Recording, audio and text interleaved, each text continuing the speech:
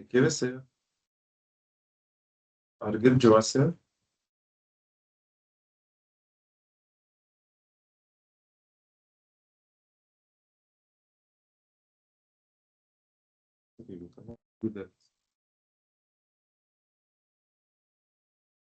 Dar keletą minučių palaukiam, kol prisijungs daugiau žmonių, grįžinėja dar iš susitikimų ir taip toliau. Tai neužilgo startuos. Sveiki, matau komentarus jūsų, manau.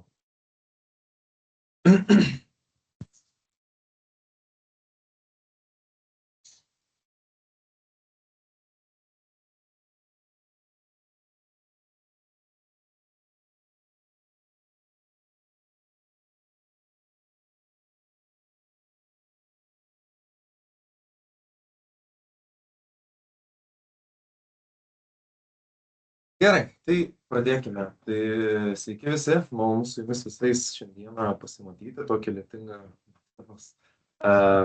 vasaros savaitės viduryje. Esu Žygimantas Paknys, Tele Lietuva tvarumo ekspertas. Šiandieną norėčiau su jumis pabendrauti apie mažo vidutinio verslo aktualijas tvarumo srityje. Kaip elgtis, nuo ko pradėti, galbūt kaip elgtis, kas yra tas tvarumas, irgi šiek tiek pargrįžti ar ne į tą tokią pradžią, aptarti, kokios yra rinkoje aktualijos, kas jums gali būti aktualu, kaip iš mūsų perspektyvos, kaip Telė, kaip didelio verslo, ar ne, kaip tas tvarumas atrodo, kaip mes su elgiamės, kaip galbūt reikėtų elgtis jums. Tai norėsiu pristatyti šiek tiek idėjų ir kampų, kuriems tikiu, kad gali būti tikrai aktualūs šiandieną mažam ir vidutiniu verslo Lietuvoje. Tai šiek tiek apie tai, ką šiandieną išgirsti iš manęs, tai kaip ir minėjau, vis tiek norisi kiekvieną kartą, nors ir atrodo visur kažką girdime, vienur vieną, kitur kitą, trečiur trečią, bet vis tiek norisi nusiresetinti ir taip pilnai pragrįžti kitos pradinės sąvokos, ar ne, kas yra tas tvarumas, nuo ko viskas prasidėjo, iš ko jis susideda, ar ne, ir visą kaip tai evoliucionavo, kadangi vis tiek ta logika būna kartais gyveni ir nusimeta jinai kažkaip, tai norisi pragrįžti ją ir laikyti tos tokios struktūros. Aptarsime, kas yra tas Europos žaliasis kursas, kodėl jisai yra aktualus mums kaip didžiam verslui, tai be abejo jis yra labai aktualus, jums kaip mažesniam jis irgi yra aktualus, galbūt nebūtinai tiesiogiai, bet vėlgi diskutuosime šiek tiek apie tai. Bendrovių tvarumo atskaitomybės direktyva, ar ne, tai toks turbūt vienas iš fokusų mūsų šiandienos, apie kurį kalbėsime, arba angliškai tas Corporate Sustainability Reporting Directive, CSRD direktyva, ar ne, tai yra garsiai nuskambėjęs reikalas, ar ne, viso Europos Sąjungoje, tarp visokių tipo verslų, tarp visų sektorių ir taip toliau. Mažo vidutinio verslo aktualijos, ar ne, kokius reikalavimus gauna mažas vidutinis verslas Lietuvoje, kaip jie atrodo, kaip su jais elgtis, kaip juos atliepti, ar ne, arba kaip jų išvengti, galbūt net irgi. Tai irgi kokios tos aktualijos ir be abejo tikrai labai didelė laukčiau jūsų visų klausimų, pasidalinimų mintim, idėjom, ar ne, ir tikrai norėtųsi išgirsti, koksai yra jūsų tempas, kuo gyvenate šiomis dienomis ir taip toliau. Taip, tai kas yra tas tvarumas? Pradėsiu, kaip ir sakau, nuo Adomo ir Ievos iš esmės. Kas yra tas tvarumas? Tai geresnės sąvokos už tą originalią sąvoką, kuri buvo sukurta 87 metais Jungtinių tautų forume, ar ne, kad tai yra dabarties poreikių tenkinimas, neatimant galimybės iš ateities kartų patenkinti jiems jų pačių poreikių, ar ne. Tai iš esmės tai yra geriausia, sakau, aš pasistengiu taip pagalvoti, tai yra sąvoka, už kurią kol kas geriau nieko nėra ir kažin ar bus, nes tai yra iš esmės labai tokia abstrakti plati sąvoka, bet iš esmės ir jinai perteikia visą tvarumo esmę, ne, kad tvarumas nėra apie kažko atsisakymą, tvarumas nėra, kad prioritizuoju A negu B ar panašiai. Tvarumas yra iš esmės toksai konceptas, kur mes norime patenkinti visus savo poreikius, ar ne kažko atsisakyti, kaip ir miniu, bet tuo pačiu daryti tai taip, kad ateities kartos, ateities verslai, ateities ar ne žmonės galėtų lygiai tą patį daryti savo laiku. Tai sąvoka jau važiuojant beveik 50 metų, ar ne, buvo iš Jungtinių tautų forume ir jinai vis dar yra aktuali ir šiai dienai. Kas sudaro tą tvarumą, ar ne, turbūt jau gal irgi kažkas girdėjo, kažkas galbūt ne, bet vis tiek norisi, ar ne, pragrįžti, kad Tvarumas, ESG, ar ne, darnumas, yra daug tų sąvokų iš esmės, ar ne, mes, sakykime, vadiname tvarumo tvarumu.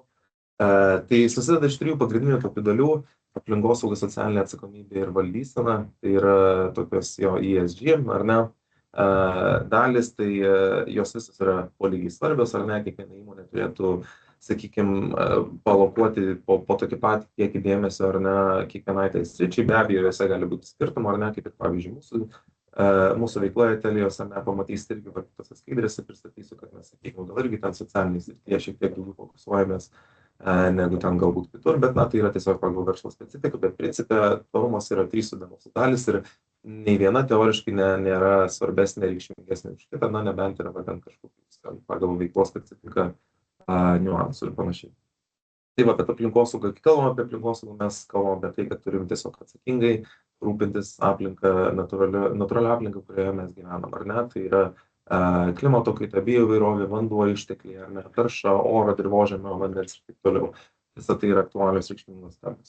Socialinėje dalyje mes turime irgi, ar ne, savo žmonės kaip darbuotojus turime omenyje, turime įvairiausias bendruomenės, klientus, ar ne, tiekėjus, rangovus, visą tiekimo grandinę, ar ne, tai daug tų suinteresuotų šalių ir iš esmės atsakingai ir skaidrų elgesį su jomis. Ir valdysena tai yra arba verslo etika, kaip mes mėgstame irgi vadinti kartais. Tai yra jau tos gerosios valdysenos praktikos, kaip organizacijos elgesi kaip valdo verslą, kaip elgesi su suinteresuotom šalim, išorinėm vedinėmis. Kaip Telijoje atrodo tas tvarumas, ar ne, tai savo tvarumo strategijoje esame išsigryninę tokias kertinės, reikšmingiausias prioritetinės sritis, ar ne. Tai 2 yra aplinkosaugos, sakykime, kartais mes jas būna apjungiami vieną, ar ne, tokia klimatas ir žiedinė ekonomika, bet taip, iš aplinkosauginės pusės turim 2 svarbės vietas, tai kaip rūpinamės klimatu ir kaip prisidedame prie žiedinės ekonomikos, ar ne. Prie jų irgi atitinkamai turime tikslus, tada turime žmogaus teisės ir etikos temą, kaip reikšmingai išskirtą skaitmeninę įtraukti bei privatumą ir saugumą. Tai yra sritis, kuriuose mes kaip Telia, kaip organizacija, manome, kad mes darome reikšmingiausią poveikį ir mes kartu padarėme reikšmingiausias rizikas ir galimybės, ar ne? Tai va, todėl tai yra mūsų prioritetinės sritis, čia jos yra, sakykime, mūsų visos tvarumo strategijos fokusas. Tai nereiškia, kad, sakykime, yra, ar ne, vandens tema gali būti, ar nežinau, ar kaip tiekėjų, ar ne, kokia tema, kad jinai mums nėra svarbi, mes nedirbom su tom suinteresuotom šalim ar panašiai. Tai yra tiesiog, čia yra mūsų pagrindinis fokusas. Kaip ir minėjau, kad prie tos iš kiekvienų iš tų sričių mes turime priskirtus tikslus, tai tuos, kuriuos jau matėte prieš tai skaidrėje, tai jie yra iš esmės netgi ne visi, mes tų tikslų turim daug daugiau, tikslai ant tikslų, ant viršaus ir taip toliau. Tikrai esame ganėtinai brandi organizacija šitoj temoj, kas man yra labai smagu, kad joje dirbu tokia brandžia organizacija kaip Tvarumo žmogus, nes tikrai esame nuėję tolimą ir ilgą kelią, ar ne, ir vat skaidrė dabar prieš akis matote, iš esmės norėjome irgi parodyti jums, pasimbolizuoti, kokia tai iš tikrųjų ta kelionė buvo, ar ne, tai 2007 metais, ar ne, 2006 finansinius metus prasidėjo mūsų pirmosios tvarumo ataskaitos, ar ne, etapo startas, ar ne, sakykime, mes pateikėm savo, tada gal net nesivadino tvarumo ataskaita, buvo ar darnumo, ar šitos socialinės atsakomybės ataskaita, berods taip tada vadinosi. Tai iš esmės jau kažkokius požymus tada Telija, tada dar net nebuvo Telija, ar ne, nesivadinome dar taip, turėjome ir jau pradėjome galvoti apie tai, kokį poveikį darom savo suinteresuotom šalim ir pradėjome tą temą vystyti. Tai tas kelias buvo ilgas, atkaklus, atsakingas ir tikrai nebuvo viskas gražu, miela ir pūkuota. Tiesiog norime pasakyti, kad tvarumas ir yra kaip konceptas, ar ne, iš savęs kelionė. Nereikia tikėtis, kad, ar ne, jeigu nori būti tvari įmonė ar tvarus verslas, kad reikia iš karto jau būti viskam pasiruošus, turėti visus skaičius, visas politikas apsirašytas ir veiksmų planą, ir metrikas, kaip sekti viską, tai tikrai ne. Tai kiekviena įmonė praeina savo kelią ir jie atranda. Mes irgi praėjome ganėtinai ilgą kelionę, bet dabar jau galime užtikrinti, kad jau tikrai pasimokėm ir žinom ir taip toliau ir panašiai. Tai va. Ta atsakomybė tvarumo irgi pas mus yra valdoma įvairiausiais kampais, tai be abejo, kaip didelė įmonė, ką mes pirmiausia tai stengiamės daryti, tai susivienodinti lūkesčius pagal pasaulinio lygio standartus, gerosios valdysenos praktikas, ar ne, tai įvairiausi verslo susitarimai iš protokolo, ar ne, ir panašiai. Emisijų šiltnamio efektą sukeliančių dujų emisijų, ar ne, klausimų irgi subalansavimas pagal SBT metodologiją, ar ne, arba mokslo grįstų tikslų metodologiją, ar ne, nu, tai tiesiog, kad geriausias praktikas ėmėmės iš kitų įmonių, tiek telko, tiek netelko įmonių, ar ne, stengiamės priimti tas valdysenos gerosios praktikas ir pagal jas, sakykime, grįsti mūsų. Po pasekoje, sakykime, turime tikrai visai, sakyčiau, reikšmingų pasiekimų tvarumo srityje. Tai kiekvieną iš minėtų sričių detaliai sekame pagrindinius, tai itin detaliai ir mažesnius, kiek galima detaliai be abejo rodiklius, ir tikrai turime ko pasigirti, kad mūsų emisijos tikrai pastoviai kiekvienais metais, metai iš metų mažėja, būna, sakykime, minimalių nuokrypių, bet principė tendencija mūsų yra teigiama. Elektrifikuojamas automobilių parkas, statome saulės baterijas, kur tik tai galime, ar tai yra mūsų bazinis naudas ir taip toliau. Šiai atliekas lygiai taip pat stengiamės kuo atsakingiau visose savo veiklos dalyse, operacijos ir netgi bendradarbiaujant su teikėjais pas juos veikloje. Kitose srityse irgi, sakyčiau, turime labai stiprių pasiekimų, taip kad, pavyzdžiui, mūsų Giedrė, ar ne, Kaminskaitės Walters yra pirmoji moteris, kuri yra įmonės vadovė, ar ne, telekomunikacijų sektorėje Baltijos šalyse. Taip pat savo kolektyvinėje sutartyje labai džiaugiuosi, kad esame specialiai teisinė partnerystė, tai reiškia, kad žmonės, kurie yra, kad žmonės nepaisant savo seksualinės orientacijos irgi gali pretenduoti į Telia siūlomus darbuotojų privalumus ir naudas, nepaisant, kokia yra jų orientacija. Ne? Tai vat irgi darbuotojų vaikams su negale irgi turime sveikatos draudimą, jį suteikiame, ar ne, už darbdavio, už Telios lėšas.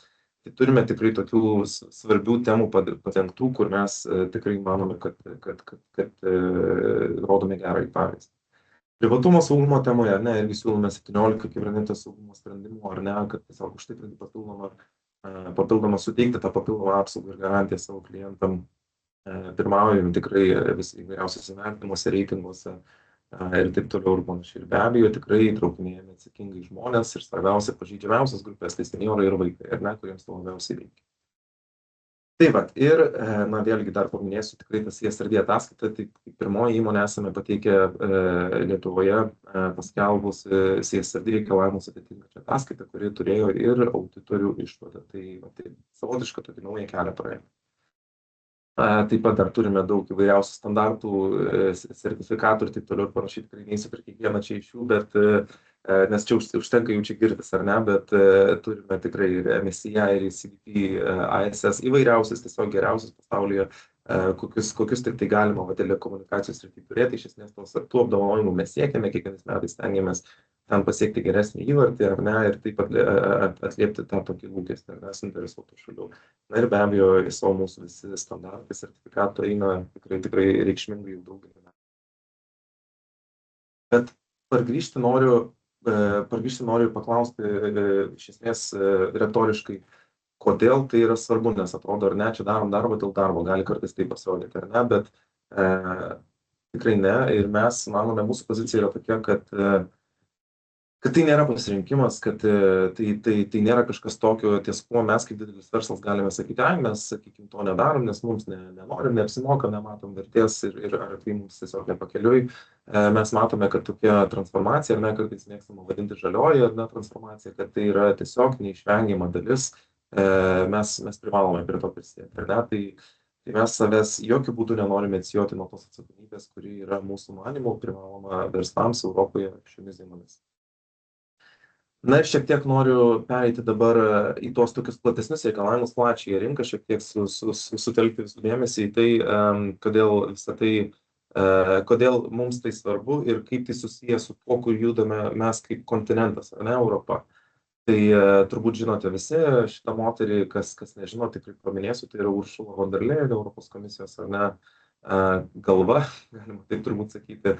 Tai vat jos yra skambi frazė, ar ne, 2020 metais išėjusi, kad po to, kai buvo priimtas Europos žaliasis kursas, kad tai yra Europos momentas, kurį būtų galima prilyginti kaip kad žmogaus, ar ne, išsilaipinimui mėnulį, ar ne, tai va tokios svarbos, tai yra transformacinis, tikrai visiškai kontinento vystymosi etapo raidą keičiantis momentas. Kas yra tas žaliasis kursas, ar ne, galbūt ne visi esate girdėję, tai vėlgi dabar tiesiog taip high level tokiu formatu pristatysiu, kas tai yra tiems, kurie nesusipažinę. Tai yra iš esmės, galima būtų net vadinti turbūt pertvarkos planu, nes juos siekiama pertvarkyti visą Europos ekonomiką, ne tik, kad paveikti pavienius sektorius ar įstatymus ar taip toliau, bet tai yra tikrai visuotinis pertvarkymo planas, kuris siekia iš esmės pagrindinis tikslas aplink ką ir buvo suformuotas žaliasis kursas. Tai yra padaryti Europą pirmuoju klimatui neutraliu žemynu iki 2050 metų. Tai va, šitas pirminis tikslas, kai susiformavo, dar, sakykime, žaliojo kurso visa ta agenda, visas ratas, visų kitų krypčių dar nebuvo toksai aiškus, ilgainiui jis apsiblindė ir neužilgo dar šiek trumpai pristatysiu, bet tai yra toksai kaip ir pagrindinis fokusas, ar ne? Tai žaliasis kursas iš tikrųjų čia juokinga istorija, bet neišsiplėsiu per daug, buvo nukopijuotas, sakykime, iš Amerikoje buvo irgi norima prastumti panašų dalyką kaip žaliasis kursas, jis ten vadinosi naujasis žaliasis kursas, berods Green New Deal, ar ne, porą metais dviem anksčiau negu Europa priėmė savąjį žaliąjį kursą. Amerikai dėja to nepavyko, praėjus tam tikrose valstybiniuose kūnuose balsavimus, kitose jis užstrigo ir taip Amerika niekada ir nepriėmė savojo žaliojo kurso. Mes Europą paėmėm pavyzdį, ar ne, nukopijavom su šypsena šitą reikalą, bet jį sėkmingai priėmėm per, sakau, mažiau nei 2-3 mėnesius teisėkūrinių procesų. Tuometinėje valdžioje tai buvo labai lengvas procesas. Na ir va, ir turim, ką turim.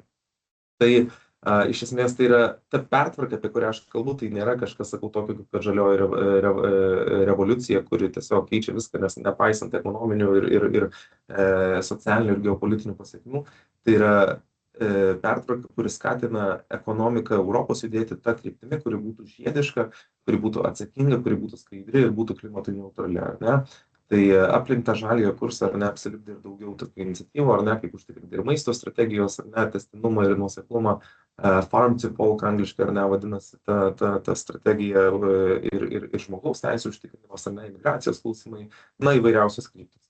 Bet kalbant dar sugrįžtant apie klimatą, tą tokią prioritetinę pagrindinę kryptį, apie kurią susiformavo žaliasis kursas, tai iki 30 metų pagal Europos žaliąjį kursą mes turime daugiau negu per pusę sumažinti savo šiltnamio efektą sukeliančių dujų emisijas kaip kontinentas, kaip Europa, ar ne, tai mes kaip Italija šiuo atveju esame savo pasakę, kad mūsų tikslai privalo sekti Europos pavyzdžio, ar ne, šitas pavyzdys Europos taip pat yra susijęs su Paryžiaus klimato susitarimo, ar ne, tikslais, tai mes irgi čia ir su tuo rezonuojame, na ir 50 metais turėti gynai šias dėmesį. Šiek tiek dar irgi apie tą žalįjį kursą, kad iš esmės, sakau, kaip ir minėjau, čia kiekvieną sektorių, kiekvieną industriją paveikiantis dalykas, čia nėra kažkoks pavienis šaltinis, kuris eina kažkur toli Europos ar ne, ar ten kažkaip įsipaišo į bendrą dienotvarkę, tikrai ne. Tai yra tokia unifikuota programa, kuri siekia transformuoti visą žemyną. Kiekvienam sektoriui. Tai va, bet kaip ir centrinė, va dabar bent jau paskutinius kelius metus žaliojo kurso dalis buvo ta bendrovių tvarumo atskaitomybės direktyva, arba angliškai CSRD, Corporate Sustainability Reporting Directive, ne? Tai toks tikrai esminis elementas žaliojo kurso, tai buvo elementas, kuris keičia šiek tiek kryptį, nes jis iš esmės yra taikomas, turėjo bent jau būti taikomas, čia paskui išsiplėsiu kodėl ir kaip, taikomas visom įmonėm, didžiosiom įmonėm, ar ne, su tokiais išsiplėtimo krepšeliais, kurie būtų kaskadavęsi į platesnę verslo ekosistemą Europoje. Ir ką tai siekia šitą direktyvą, kad siekia standartizuoti tvarumo kalbą.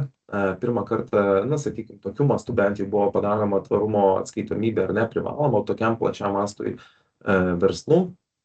Standartizuojama kalba prilyginama tvarumo atskaitomybės svarba finansinė atskaitomybė, ar ne, tai iš esmės ką tai sako, kad jeigu taip pat kaip verslas periodiškai kas metus ar ne, ar kas pusmetį, kaip ten vienam verslui priklauso teikti savo ar ne finansinės ataskaitas ir jas audituotis, taip dabar turim ir tvarumo ataskaitomis, ar ne, tai reiškia, kad tvarumo informacijos svarba yra lygu finansinė informacija, ar ne, tas yra labai logiška, ypač investuotojų ir akcininkų perspektyvos.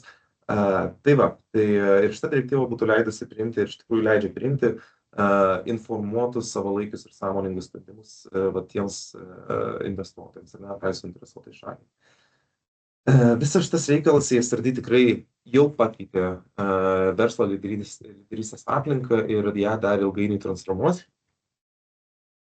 Taip pat kaip praeitie galvojant, kad tvarumas tai gali būti kaip pavienė kažkokia verslo atšaka, naudojama iš esmės reputacinėms rizikoms mažinti arba valdyti, ar ne, tiesiog įvyksta krizė, ar ne, pasikuriam paramos fondą, paaukojam pinigėlių, ar ne, ir tai yra tvarumas, tai su CSRD iš esmės tokie dalykai keičiasi.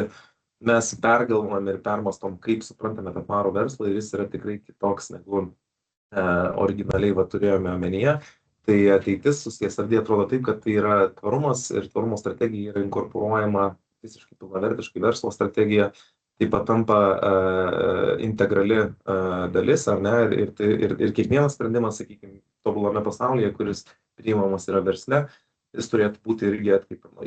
Tas sprendimas irgi turėtų atkreipti dėmesį prieš priimant į tvarumo aspektus, ar ne, ar tam, nežinau, investicija, ar pirkimas, ar ne, ar kažkokias tai logistikos klausimai, ar taip toliau yra tam, ar ne, aplinkai draugiška, socialiai atsakinga ir etiška, ar ne. Tai va. Ir tikimasi, kad šitas reguliacinis postūmis tikrai dar toliau ir labiau transformuos Europą ir jau matome iš esmės netgi ir už Europos ribų, kad yra tokių požymių, kad Europos tos visos direktyvos ir standartai jau tikrai kaskaduojasi į Azijos šalis, į Okeanijos šalis ir taip toliau. Tai pavyzdys. Irgi šiek tiek, čia dalinai sena informacija, bet to pasakysiu, kodėl yra, ar ne, kad ta direktyvos įsigaliojimo laikas, čia originali data, tai sakau, ta, kuri buvo prieš dabar praeitų metų ir šių metų pakeitimus. Bet mes, Telia, kaip didelė listinguojama bendrovė, ar ne, kurios akcijomis prekiaujama yra Nasdaq biržoje, tai mes papuolėme į tą pirmąjį patį anksčiausią krepšelį ir nuo 2025 už 2024 metus jau turėjome teikti ataskaitas pagal tą standartizuotą CSRD formatą, tą mes sėkmingai ir darėme ir šiais metais ruošiamės trečiai Telios ataskaitai, ar ne, metiniam pranešimui, kurio dalis yra tvarumo ataskaita, ar ne. Tai va, bet kodėl aš rodau ir iš tikrųjų, su mintimi rodau šitą skaidrę, kuri yra, kaip ir minėjau, sena, todėl, kad dalykai pasikeitė. Šiek tiek atėjo, galbūt irgi kažkam iš jūsų yra tekę, girdėti, galbūt ne. Europoje įvyko šiek tiek pokyčių, ar ne, tai tvarumo reguliavimo srityje politikai priėmė tam tikrų sprendimų, kur viskas nebebus taip. Tai bus viskas daug paprasčiau, mažesnė apimtim ir taip toliau panašiai, bet apie tai kalbėsime neužilgo. Bet tas žaliasis kursas, ar ne, tai dabar, kaip ir minėjau, jau kad biški pokyčių yra, neužilgo dar juos kažkokį detaliau aptarsime, bet irgi, ar ne, kartais pasikalbant su partneriais, ar ne, kad atrodo kyla toksai sentimentas, kad, jeigu čia vyksta tų pokyčių, ar ne, ir tas tvarumas yra biški ten keičiamas, paprastimas ir dereguliuojamas, galbūt netgi tai, kur mes judame toliau, ar ne, žaliasis kursas miršta. Tai šiek tiek norėčiau aptarti ir tai, iškart galiu pasakyti, kad tikrai ne. Ir noriu pristatyti, tai, kad jūs priimtumėt savo sprendimus, noriu pristatyti tokį trumpą timeline, tokį laiko tarpą, ar ne, per jį prabėgti ir parodyti, iš esmės, kaip visą tai atrodė iš šono stebint žmonėm, ar ne, kurie dirba šioje srityje, kaip tie pokyčiai įsigyvendino, ar ne. Tai visas tas, iš esmės, dereguliavimas, tvarumo srity pokyčiai, tie visi nauji, supaprastinimas prasidėjo 24 metų antroje pusėje, pradėjo eiti spaudos pranešimai, ar ne, naujienos, kad galimai, bet tik buvo paleista, atrodo, ar ne, šitą direktyvą, Lietuvoje buvo priimta 24 metų vidury ir jau 24 metų gale jau eina pranešimai, kad kažkas keičiasi, prastinsis, ar ne, nes reikia tų pokyčių. Tai Budapešto deklaracija, kuri pasirašyta 24 metų lapkričio 8, ar ne, kalbėjo, kaip ir paryškinau šitame tekste apie naujas geopolitinės realijas, ar ne, tai yra kažkas naujo geopolitiško pasaulyje turėjo įvykti, kodėl Europa, būtent todėl Europa ir ruošiasi, ar ne, kažkokiem pokyčiams, ar ne, kad sustiprinti rinką ir taip toliau ir panašiai. Lapkričio 8 diena yra 2 ar 3 dienos, arba aš dabar gerai neatsimenu, man atrodo, lapkričio 5 yra rinkimų diena Amerikoje, ir tai yra lapkričio 8 dieną jau buvo iš esmės aišku, kas laimės Amerikos rinkimus, ar ne, pastaruosius visi žinome, kas yra tas žmogus, kuris atėjo į valdžią, ir visi žinome, kokią turbulenciją tas žmogus įnešė, ar ne, ir kaip tai atsiliepia rinkai. Tai tvarumo sritis nėra kažkokia izoliuota nuo pasaulio, viskas lygiai taip pat įvyko kaip ir pasaulyje, ar ne, muitai, akcizai, tarifai, karai, nauji konfliktai. Taip pat ir tvarumo srity tikrai buvo tos turbulencijos ir sakau, ir šitas laiko skalėje visi tie pokyčiai su tvarumo sritim labai susisieja su JAV įtaka ir turbūt visi gal irgi esame bent jau viena ausim girdėję, ar ne, kad JAV turi savo nuomonę tvarumo srityje, ar ne, apie įtraukties ir įvairovės iniciatyvas, ypač stiprią nuomonę turi, bet ir tai, kad atsitraukia iš Paryžiaus susitarimo, ar ne, ir visų kitų tarptautinių konvencijų JAV tvarumo srityje, tai turbūt niekam nebūtų paslaptis, ar ne, tai tikrai tas yra tiesa, šita įtaka yra tikslinga, tikra ir reali. Na ir va po to, keli mėnesiai po to, kai buvo paskelbtos šitos po Budapešto deklaracijos tos naujos realijos, ar ne, va prasidėjo irgi nauji pranešimai, kad Europa siekia supaprastinti tos ESG reguliavimus, ar ne, arba tvarumo reguliavimus ir reikalavimus verslam, atskaitomybei.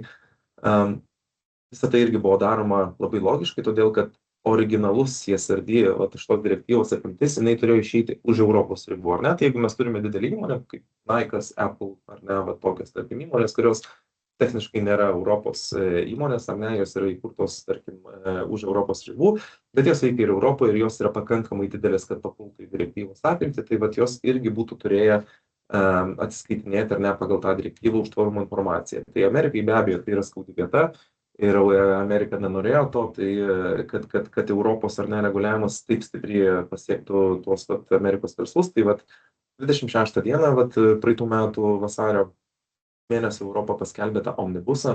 Omnibusas yra toksai kaip ir teisėkūrinis procesas, kuriame siekiama apjungti ir atnaujinti, sakykime, dalį arba tam tikras reguliavimo priemonės, instrumentus. Tai yra šiuo atveju ten buvo apjungtos direktyvos ir standartai.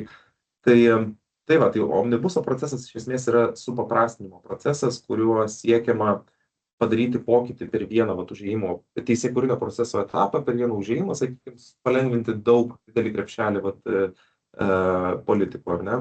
Tai CSRD ir kitos direktyvos papuolė į tą krepšelį omnibuso supaprastinimo ir buvo tikrai reikšmingai sumažinta apimtis tiek įmonių kiekių, kuriuom bus taikoma šitą direktyvą, tiek patiems atskleidimo standartams, ar ne? Ir tikrai buvo nukirptas, sakykime, tos raudonos linijos, kaip šiom dienom mėgstamas sakyti, ar ne? Kodėl aš visą jums tai sakau, neužilgo irgi įsidės, todėl kad vėlgi tai yra labai susijęs su tuo, kaip verslai veikia tiek Europos, tiek vietiniai, tiek globalioje ekosistemoje. Labai buvo ryškus ir iš tikrųjų toks akiplėšiškas, aš gal net drįsčiau teigti, laiškas iš JAV valstybių sekretorių, ne valstybių sekretorių, generalinių prokurorų Markui Zuckerbergui, ar ne, Meta arba Facebook galvai, sakykime, apie tai, kaip kad ir rašoma tekste, kad Markai, ar ne, kreipiamės į jūs, nes norime atkreipti jūsų dėmesį į šitas direktyvas, viena iš jų yra tas CSRD ir kitos be abejo yra svarbios, kad šitos direktyvos prašo, kad Amerikos įmonės sektų tą ESG, ar ne, ir DEI agendą pagal Europos toną, ne, kad dabar čia Meta turės didelis verslas Amerikos, ar ne, nusileisti ir paklusti Europos įstatymam ir tai agendai. Daug iš tų frazių, ar ne, minima tiesiog kabutėse, ar ne, kad socialiai atsakinga, arba ten, žinai, klimatui draugiška, ar ne, ir panašiai ir taip toliau. Tai labai toksai toną užduodantis laiškas iš politikų Amerikos tiesiogiai verslams, ar ne, kad jie irgi prisijungtų prie diskusijos, eitų į lobizmą turbūt ir, ar ne, prašytų Europos, kad galbūt išimtų, pavyzdžiui, Amerikos įmonės, kad jiems nereikėtų raportuoti. Tai vėlgi tiesiog miniu tą dėl to, kad, na, tokia drama, tokie dalykai kelia, ar ne, kiek jausmų įsijungia, kiek visokių tiesiog reikalų pasaulyje vyksta vardan to.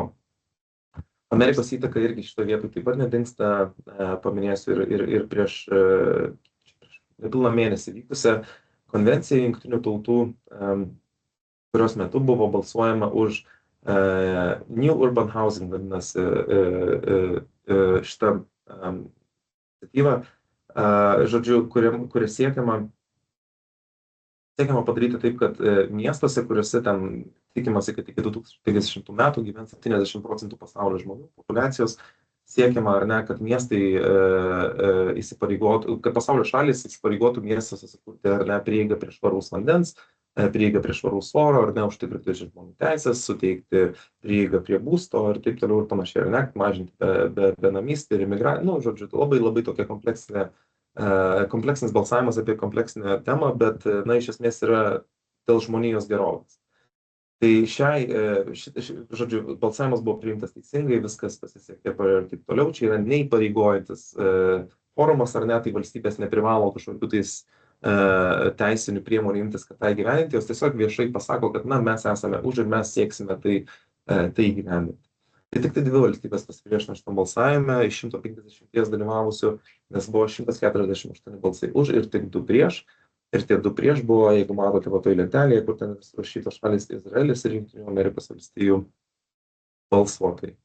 Tai vėlgi ir klausiau tos konvencijos pranešimą ir tie pagrindimai, kuriais rėmėsi šios šalis, buvo tikrai kraupus. Iš esmės iš Amerikos atstovų išėjo tonas toksai, kad mes, sakykime, iš viso nepritarėme ar ne klimato kaitos mažinimo temai. Izraelis kalbėjo iš viso apie tai, kad šitas dalykas tai pareigoja kažkaip atsakingai elgtis ir tose teritorijose, kurios yra konflikto zonoje. Tai kad Izraelis, kuris yra dabar karo, kaip sakant, įkarštyje, tai irgi turbūt čia jiems yra aštri tema, tai sakykime, jo, kyla klausimų. Bet sugrįžtant dar prie to pačio omnibuso, ar ne, įvairios tiek verslai, tiek tarptautiniai bankai, ar ne, perspėjo Europos politikus, kai šitas vyko visas reguliavimas, simplifikavimas tų direktyvų, kad nebūtų vykdoma viskas taip greitai ir taip griežtai, kaip buvo iš tikrųjų padaryta.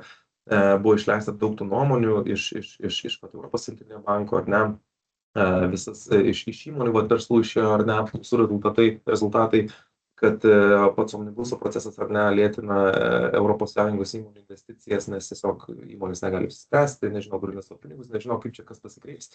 Todėl tai yra šiek tiek toks nežinomumas, neapibrėžtumas, kaip čia elgtis, ar ne, galėtų viskas įvykti kažkaip arba sklandžiau, arba aiškiau ir taip toliau. Na ir netgi iš tikrųjų buvo nustebinęs irgi reiškinys Kopenhagos deklaracija 260, dabar jau beveik 300 mokslininkų iš įvairiausių top pasaulio institucijų, ar ne, irgi įvertinę visą teisėkūrinį procesą, kuris vyksta ties tvarumo reguliavimo pokyčiais, įvertino, kad tai yra absoliučiai nieko nepagrįsta, pasirašė bendrą sutarimą, raginant politikus, ar ne, atkreipti dėmesį nebūtinai ten į verslus ar dar kažką, bet į mokslo visuomenę, ar ne.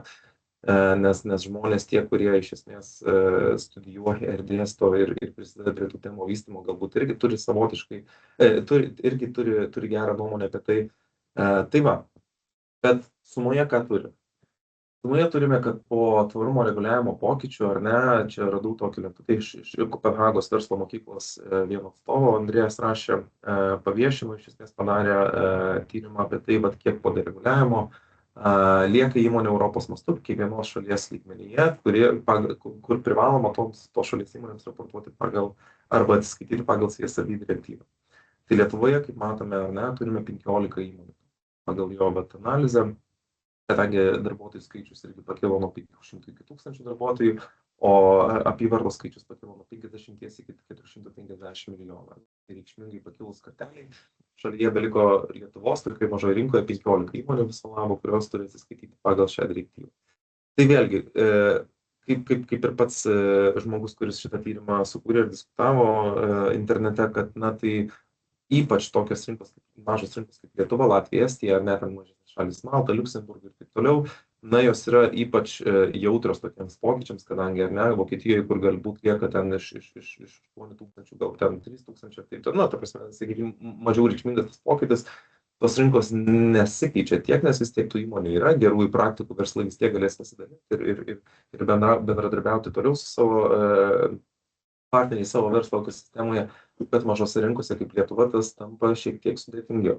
Tai todėl ir esame čia šiandieną, kad pasikalbėti su savo irgi verslo srities atstovais, ar ne, jos irgi šiek tiek įtraukti į šitą diskusiją ir apie tai pasikalbėti. Bet jau užbaigiant visą tą dereguliavimo ir neigiamą tą pusę, noriu tiesiog pargrįžti prie to, kad šiaip Europos žaliasis kursas jis tikrai niekur nepabėga. Kaip galima matyti, ar ne, pagal progreso lenteles, tikrai tie tikslai jie nėra dar arti pasiekimo, bet jie tikrai progresuoja visai teigiamą pusę. Bendrai paėmus teisėkūriniai procesai niekur nestojo ir Europa toliau juda lygiai tą pačią kryptimį, nekeičia absoliučiai jokios trajektorijos, nebent tas laivas šiek tiek turbulencija pagavęs pasibavo, bet viskas juda tą pačiame kryptimi. Keli punktai, kurie tai pagrindžia, ne, tai šių metų kovo mėnesį, dar visai nesenai, prieš mažiau nei pusę metų, buvo priimtas naujas įsipareigojimas visų Europos šalių, ar ne, jis jau yra įpareigojantis, kad šalis privalo palaikytis priešingai negu jungtinių tautų, tarkim, ar ne, susitarimai, kuriuos aptariau prieš tai, kad mes iki 2040 metų, 10 metų anksčiau negu suplanuotas originalus žaliojo kurso tikslas, ar ne, mes turime sumažinti savo šiltnamio efektą sukeliančių dujų emisijas 90%, iš kurių bent 85% turi būti pasiekta organiškai, ar ne, tik likusiai 5%, ar ne, mažoji dalelytė gali būti kompensuojama per anglies kreditų pirkimo mechanizmus. Tai iš esmės, ką mes sakom, tai kad reiškia, tos paskutinius 10 metų paliekam tiems paskutiniams likusiems 10% ar nesumažinti iki to grynojo nulio, bet vat Europos per visą šitą, ar ne, sakykime, dereguliavimo procesų su visais geopolitiniais iššūkiais, ar ne, karais, konfliktais vykstančiais aplinkui, vis tiek, kaip sakant, priima griežtus sprendimus, kad ar ne, vat ir toks galbūt ne visiškai vidutinio, bet toks irgi ilgalaikio tipo tikslas, ar ne, iki 30 metų vis tiek jisai turi būti, mes jį turim priimti, nes ir taip, žodžiu, ir taip dar labiau sutvirtinant mūsų įsipareigojimą tam žaliajam kursam ir taip toliau. Tai va, tai iš esmės šalis, kurios priešėsi, buvo tik 4, matote, Čekija, Slovakija, Lenkija ir Vengrija. Ir visos kitos sistemos, tokios, pavyzdžiui, kaip APLPS2, apyvartinių taršos leidimų prekybos sistema, ar ne, jos antroji versija, ar ne, kuri irgi Lietuvoje aktuali tam tikrom įmonėm pagrindiniam sektoriui. Tai vat irgi buvo šiek tiek atidėtos, nukeltos į tolį, bet iš esmės, na, niekas nesikeičia, kaip ir minėjau, žaliasis kursas tikrai progresuoja potencialiai labai reikšmingai į gerąją pusę.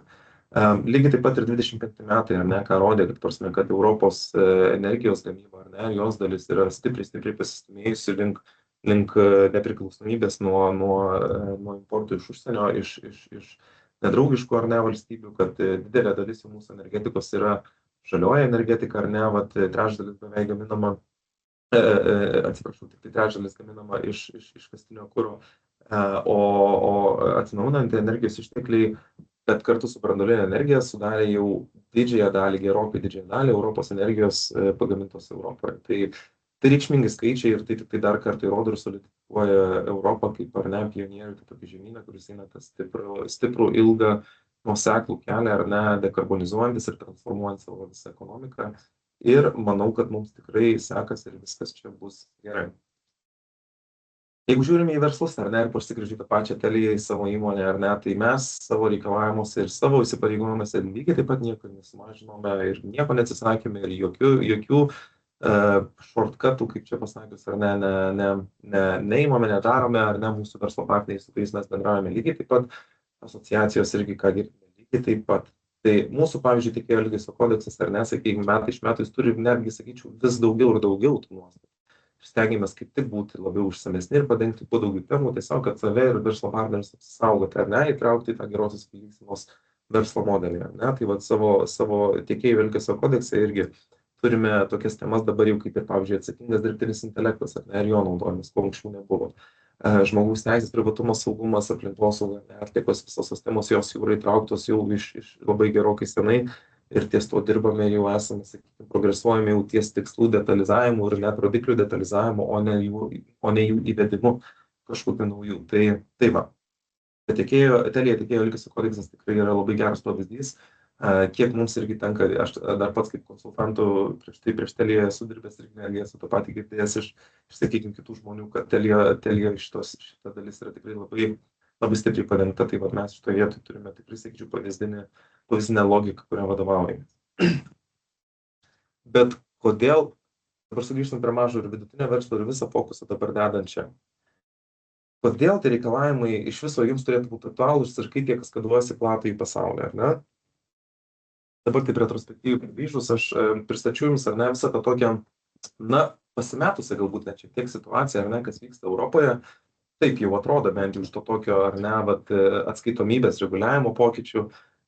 Ir tada vis tiek sugrįžta klausimas, ar ne, tai kodėl tai yra aktualu mažam ir vidutiniam verslui. Ir žinokit, nemėgau naktį, ta prasme, man sukosi idėjas ir galvoju, kaip reikia šitą dalį atvaizduoti. Ir tiesiog pagalvojau, kad labai gera logika yra su voratinkliu. Ar ne, įsivaizduokim, kad šitas voratinklis yra Lietuvos ekonomika, ar ne, tvarumo reikalavimų joje, ar ne, toje Lietuvos ekonomikoje. Turime aplink tą voratinklį apsilipdę, ar ne, didžiausias Lietuvos įmonės, kad viena iš jų ir Telija, ar ne, ir be abejo kiti verslai, jie, sakykime, ar ne, yra platūs, dideli, jie yra toli nuo vartotojų, kartais gali būti ir taip toliau ir panašiai, ar ne, sakykime, jie yra toje išorėje to voratinklio, na, o voratinklio viduryje yra mažas vidutinis verslas, ar ne, Lietuvos, ir jisai ten sukas, ar ne, ir bendradarbiausia, santykiausia visais kitais verslo partneriais, ar ne, sukurta dabar tokia ekosistema. Tai va visi šitie reguliavimo pokyčiai, ar ne, sakau, mes būna tikrai kartais išgirstam tokį sentimentą, ar ne, kad, na, kas čia dabar bus, ar ne, tai galbūt kažko nereikia, kažko reikia atsisakyti, galbūt iš viso reikia keisti kryptį, tą tvarumą mes lauk palikti šone, ar ne, ir ties to nebefokusuotis, nes čia tiek visko keičiasi. Tai viskas, kaip geriausiai galiu atvaizduoti visus pokyčius, tai yra, va taip kaip dabar matote šitame ekrane, kad pokyčiai įvyko, pokyčiai šiek tiek tą voratinklį apkarpė ir jisai patapo tokiu skylėtu, ar ne, bet tai yra tik tai tvarumo reikalavimų, sakykime, toksai etapas, ar ne, tas variukas arba ta Lietuvos ekonomika, kuri gyvena epicentre šito voratinklio, jisai gyvas, jisai darbingas ir jisai tikrai per kurį laiką sutaisys visas tas skylutes, kurias va dabar sukūrė, ar ne, tie vat politikai Europoje, kurias reikia užlopyti, kad būtų tvariai ir atsakingai ilgajame laikotarpyje valdomas va, tvarumo klausimas. Bet iš esmės niekas nepasikeičia. Kaip voratinklis buvo, taip ir reikia ir tas voriukas ir toliau gaudo tuos vabzdžius ir gyvena savo puikioje ekosistemoje. Tai aš labai norėjau pavaizduoti tą, kad jeigu esate mažas ir vidutinis verslas Lietuvoje, ar ne, ir galbūt patenkate į tą voratinklio dalį, kur pasikeitė biškutį reikšmingiau kažkas, ar ne, jūsų verslo ekosistemoje, ar net tvarumo reikalavimai galbūt visai išnyko, tai noriu pasakyti, kad nebūtinai. Verslo santykiai yra daugiasluoksniai, kompleksiški ir tikrai labai įvairūs ir tikrai net nebijoju, kad vienu momentu ar kitu atsimušime į kažkokią sieną, kur mes sakom, kad bet va vėlgi norėjau sutartį pasirašyti su nauju tiekėju arba pirkėju arba panašiai, o jisai jau taiko tvarumo reikalavimus, o aš pasinaudojau ar ne tą galimybę, kaip man buvo biškutį rinkoje ar mes skylutė, aš galėjau jų netaikyti, nieko nedaryti tvarumo srityje, bet turiu omenyje, kad įmonės bent jau didžiosios, kol jos laiko tą voratinklį iš šono, tol tvarumo reikalavimai jie vis tiek kaskaduojasi į platų į pasaulį, jį laiko, sakykime, ar ne, tai net jeigu ir tos mažos skylutės turbulenciją sukelia ir paintriguoja, ar ne, mūsų gyvenimo šitame voratinklyje, bet iš esmės jisai yra, laikosi ir jisai per kurį laiką tikrai turėtų susitaisyti. Taigi, nuo tvarumo atsitraukti tikrai neturėtume ir tai nėra geras trumpalaikis sprendimas ar ilgalaikis. Bet su kuo susiduria dažniausiai, ar ne, vat maži ir vidutiniai verslai. Ir čia realiai paskui va šitą informaciją bus galima kalbėti ir apie tai, kaip iš tikrųjų reikėtų nuo ko pradėti. Tai iš esmės mažam ir vidutiniam verslui, kas yra aktualiausia, mes kaip ar ne didelis verslas, ko dažniausiai klausim savo tiekėjų ir partnerių, ar ne, kokios informacijos iš jų prašom, kas mums yra aktualiausia ir kas manau yra tiesiog logiškiausia turėti mažam verslui, ar ne. Tai baziniai rodikliai visų va, tų tvarumo ESG sričių. Kas tai gali būti, ar ne? Tai jeigu mes kalbam apie aplinkosaugą, tai yra iš esmės reikšmingiausios vietos aplinkosaugos dalykai, tai yra tokios kaip jūsų suvartota energija, ar ne, ar tai yra elektra, ar tai yra šaltnešiai, ar ne, šaldymo sistemos jūsų pastatuose, ar tai yra kuras suvartotas, ar ne, tai dizelinas, benzinas, dujos, taip toliau, na ir taip toliau ir panašiai. Tai vat, visos šitos vat, energijos suvartojimas, ar ne, irgi paskui gali būti vat, transformuojamas, apskaičiuojama pagal jį jūsų šias kiekis, ar ne, šiltnamio efektą sukeliančių dujų kiekis. Net jau pirmoji ir antra apimtis, ar ne, kuris yra tiesioginės emisijos, ar ne. Mes kaip Telia skaičiuojame, sakykime, irgi visas tris sritis, ar ne, ir trečioji ta apimtis yra didžiausia, pas mus ten sudaro 95% mūsų bendrų emisijų, ar ne, nes mes bandome skaičiuotis ir mūsų pirktas prekes ir paslaugas iš tiekimo grandinės, ar ne, tai va tiek mūsų įsigyti visą OPEX, CAPEX, ar ne, infrastruktūra, visos einamos išlaidos, kiek jos generuoja emisijų, ar ne, tai mažam vidutiniui verslui dar tas tikrai neaktualu, tai visada rekomenduojame pradėti ar ne nuo bazinių rodiklių energijos suvartojimas ir šiltnamio efektą sukeliančių dujų pirmos, antros apimties išsigryninimas, ar ne. Taip pat be abejo negalima pabėgti ir nuo atliekų skaičių ir stebėjimo, ar ne, iš ko susidaro, kokios atliekos patenka, ar ne, į veiklos operacijas įmonėje, organizacijoje, kokios yra pakuotės, iš ko susideda, galbūt yra alternatyva, ne, mes savo irgi dalyje šitą tikrai su tiekimo grandinės kolegom esame labai gerai klausimą išsprendę ir tikrai radę labai patogių alternatyvų, netgi pigesnių ilgam laikotarpyje ir taip toliau.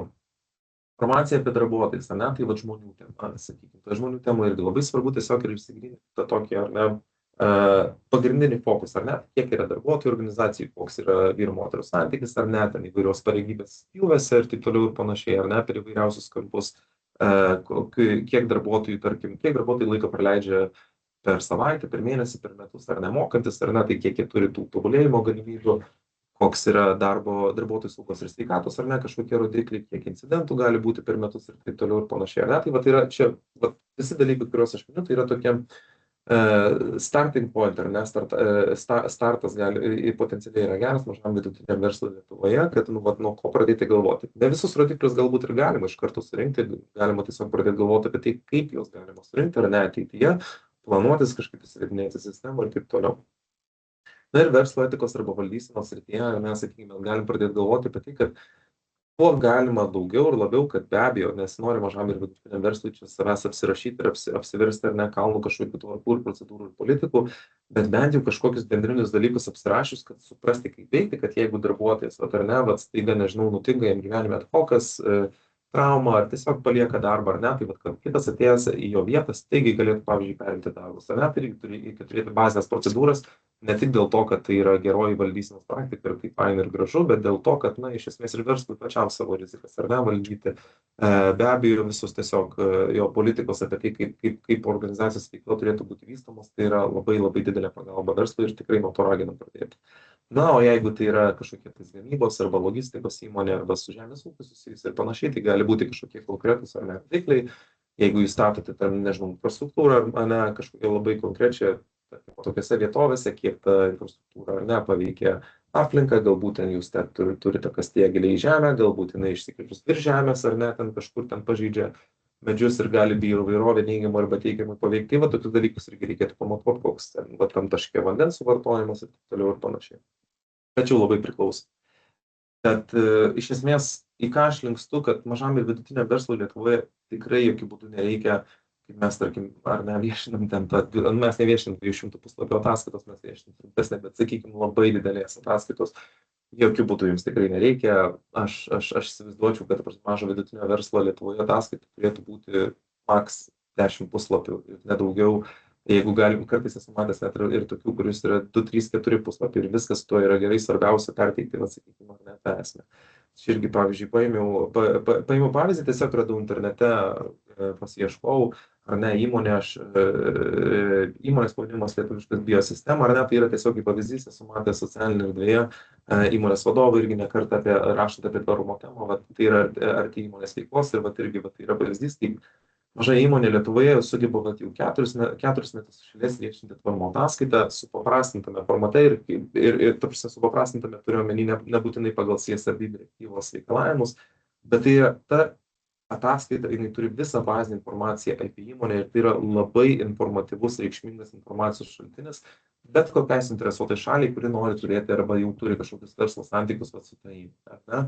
Tai su dirbtinio intelekto įrankiais šiai dienai tikrai, sakau, aš ir pats pasiieškojau, klausiu, kokios įmonės galbūt Lietuvoje važino, turi panašias ataskaitas viešina, tai tikrai išmetė begalę tų įmonių ir susiradau gerų pavyzdžių, sutraukau, pasiskaičiau labai įdomu, apie ką įmonės kalba, kaip pats sprendžia tam tikras problemas, ar ne, įvairiausi formatai, įvairiausi vizualai ir tikrai labai, labai įkvėpė mane, ar ne, sakykime, kaip su tvarumu dirbantį žmogų, pamatyti, tai kaip gyvena tie kiti verslai. Tai ką raginu, tai pasiieškoti internete, ar ne, tų įmonių, pasikalbėti su partneriais, kaip jie sprendžia šitą klausimą, tikrai pasisemti tos geros praktikos, nes yra lietuviškų pavyzdžių. Šiek tiek dar turiu informacijos apie tai, kokią naudą tokie dalykai atneša, bet galbūt čia šiek tiek ties poros šitų skaidrių neišsiplėsiu. Tiesiog paminėsiu, kad mes skaitome ir įvairiausius tyrimus arba apklausas iš užsienio, nes Lietuvoje tai tiesiog nelabai daroma, yra maža rinka, apie tai, kokią naudą arba nenaudą atneša, ar nesakyti, tokia tvarumo atskaitomybė. Tai tikrai yra įvairių, Vokietijos atvejais, ar ne, kaip Vokietijoje įmonės pamatė, ar ne, ypač didesnės įmonės matė labai daug naudos tvarumo atskaitomybėje, mažesnės šiek tiek vertino kritiškiau, ar ne. Tai yra, pavyzdžiui, kitas tyrimas, ar ne, verslo apklausa 25 metais daryta, ten, jeigu gerai atsimenu, apie 3000 įmonių buvo apklausta, labai didelis skaičius, ar ne, tai didžioji dalis teigia, ar ne, kad tvarumo atskaitomybė, aš tvarumo atskaitomybę mėgstu įvardinti tokią kaip apnuoginimo atskaitomybę, ar ne, nes tai nėra kažkoks dalykas, kuris įpareigoja organizacijas kažką daug daryti ir keistis, jos įpareigoja tiesiog atskleisti ir kalbėti apie tai, kas yra daroma, ar ne, tai gerai, ar blogai, ar mažai, ar daug, tai čia jau yra kitas klausimas, bet tvarumo atskaitomybė, kad jinai iš esmės yra atskleidžianti informaciją apie įmonę, kad ir kokia jinai bebūtų, o jau tada, todėl, kad jau viešinti informaciją viešai, tai jau tada norisi ir kažką daugiau daryti, tai ir atitinkamai ir verslai sako, kad mato dėl reguliacinių pokyčių tikrai nemažai privalumų, ar ne, ypač investuotojams ir akcininkam, tokia informacija aktuali ir finansiniam įstaigom. Tai va, kad gerinamas prekės ženklų įvaizdis yra stiprina gebėjimą valdyti, mažinti rizikas ir taip toliau ir panašiai, ar ne, tai krūva tikrai tų privalumų. Aš asmeniškai mažam ir vidutiniam verslui Lietuvoje išskirčiau tokius kelis pagrindinius aspektus. Tai pirma, nuo kurio labiausiai reikia pradėti, tai ar ne klientai. Klientų naujų klienimo priėmimas ir išlaikymas, ar ne? Tai mes tikrai iš savo patirties kelyje irgi žinome, kad tikrai turime ir išsamus patikrinimo procedūras ir taip toliau. Ir stengiamės tikrai prieš kiekvieną sutarties pasirašymą įsigilinti, ar tai yra verslas, su kuriuo mes norime dirbti ilgoje perspektyvoje, ar ne? Tai mažam vidutiniui verslui gal ten tas pasaulis šiek tiek yra dinamiškesnis, verslo santykiai gali būti kažkiek trumpesni negu didžiojo verslo ir taip toliau ir panašiai, bet vis tiek tai yra aktualu. Norėjimas išlaikyti senus klientus arba pritraukti naujus yra itin svarbu. Tvarumo duomenys ar ne tikrai gali jums čia padėti. Operacinės ir veiklos rizikos ar ne, ir tų dalykų mažinimas, jau šiek tiek buvau užsiminęs, kad tikrai ar ne, dirbant tvarumo temoje mes patys tikrai dažnai atkapstame ar ne, tokių kampų, kur atrodo, čia kažkaip reikėtų mums pasistengti, čia kažkokių yra pilkų zonų, kur neaišku, kaip organizacija reikėtų elgtis, tai tikrai pats procesas yra ne kelias, kurį tenka praeiti, tai tikrai parodo, kad tai yra organizacija stiprinantis procesas, ar ne, tvarumas ir savęs.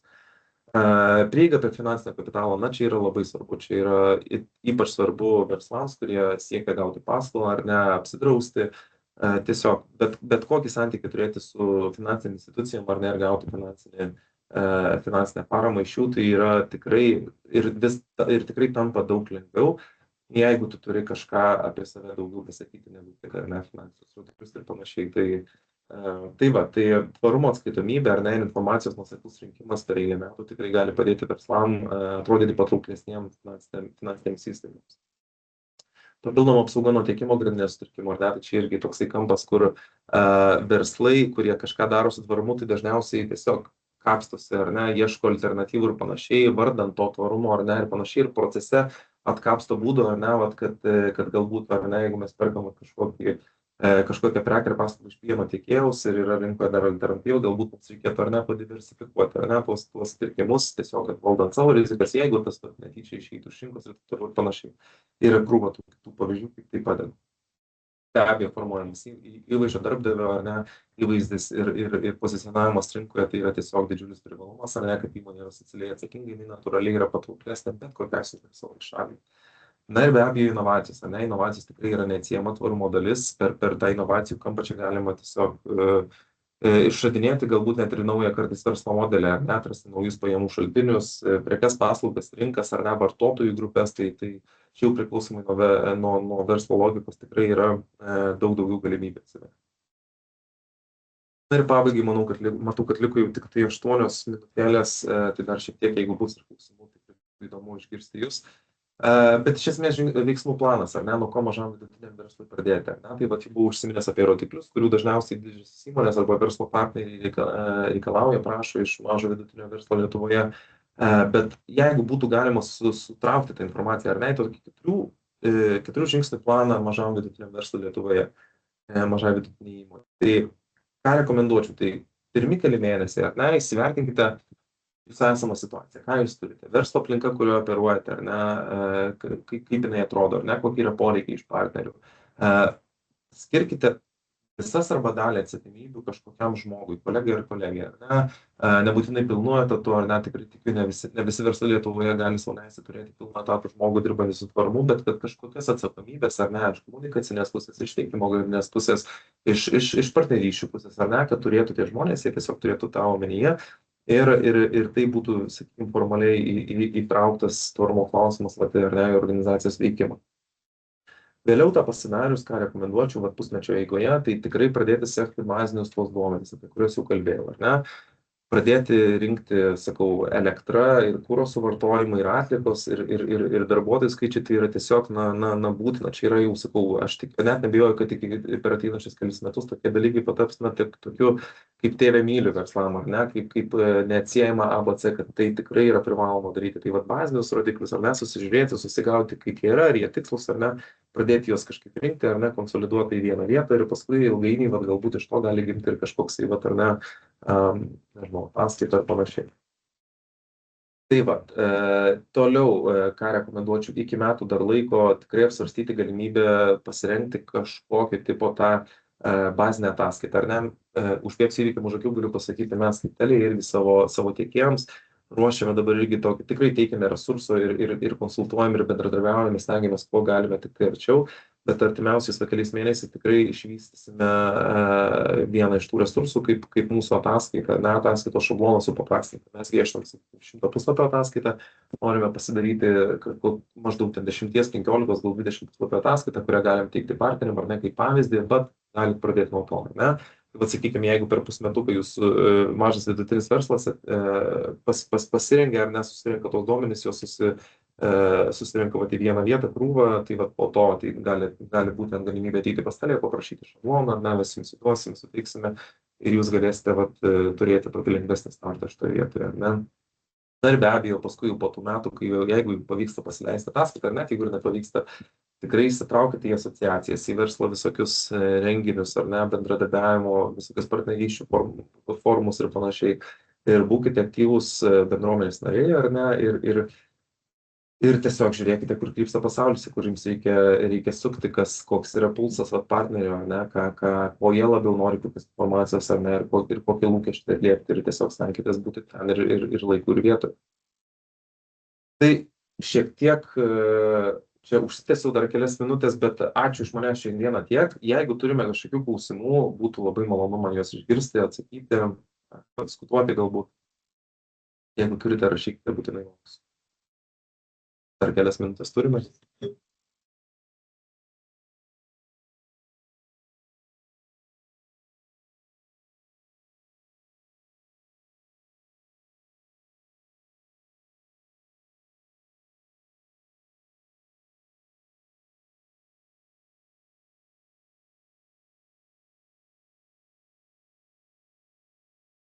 Na, jeigu klausimų nėra, kol kas matau nėra.